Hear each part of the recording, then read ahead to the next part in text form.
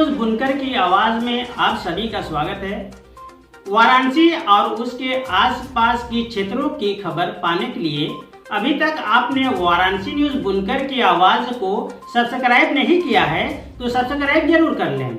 चलिए आगे चलते हैं न्यूज की तरफ। आज ये दाल मंडी के चौड़ीकरण की कार्रवाई फिर से प्रारंभ हुई है, जिसमें आज 3 मकान चिन्हित हैं। उसमें से एक मकान स्वयं भवन स्वामी के द्वारा ध्वस्तीकरण किया जा रहा है, जबकि शेष जो अन्य 2 हैं उसमें से ये मकान तोड़ा जा रहा है, जो कि CK 43/113 मोहम्मद अहमद का है। इसी में ध्वस्तीकरण की कार्रवाई चल रही है। सुरक्षा के दृष्टिगत पैरामिलिट्री फोर्स डिप्लॉय की गई है, सिविल फोर्स डिप्लॉय है, बैरिकेडिंग की गई है और बैरियर के तरफ। वाराणसी के दाल मंडी में SAR प्रक्रिया पूरी होने के बाद प्रशासन ने दाल मंडी इलाके में ध्वस्तीकरण की कार्रवाई शुरू कर दी है। प्रशासन द्वारा दी गई मियाद समाप्त होते ही बुधवार से अभियान अमल में लाया गया। पहले चरण में चयनित भवनों पर हथौड़ा चलाया गया। ध्वस्तीकरण को लेकर पूरे इलाके में सुरक्षा के कड़े इंतजाम किए गए हैं। मौके पर बड़ी संख्या में पुलिस बल और पैरामिलिट्री फोर्स की तैनाती की गई है।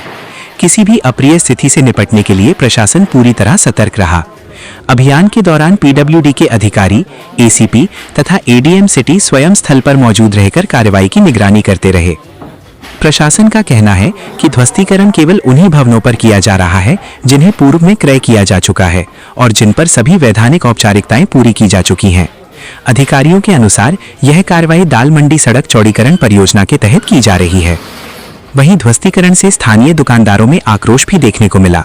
कई व्यापारियों ने अपनी आजीविका पर संकट का हवाला देते हुए विरोध जताया और कहा कि इस कार्रवाई से उनका कारोबार प्रभावित होगा। मौके पर मौजूद अधिकारियों ने व्यापारियों से बातचीत कर स्थिति को शांत बनाए रखने का प्रयास किया। प्रशासन के मुताबिक दाल मंडी सड़क चौड़ीकरण परियोजना के अंतर्गत कुल 181 भवन और 6 मस्जिद ध्वस्तीकरण की सद में हैं। परियोजना के तहत सड़क को 17.4 मीटर चौड़ा किया जाना है, जिससे क्षेत्र में यातायात व्यवस्था को सुगम बनाया जा सके और जाम की समस्या से राहत मिले।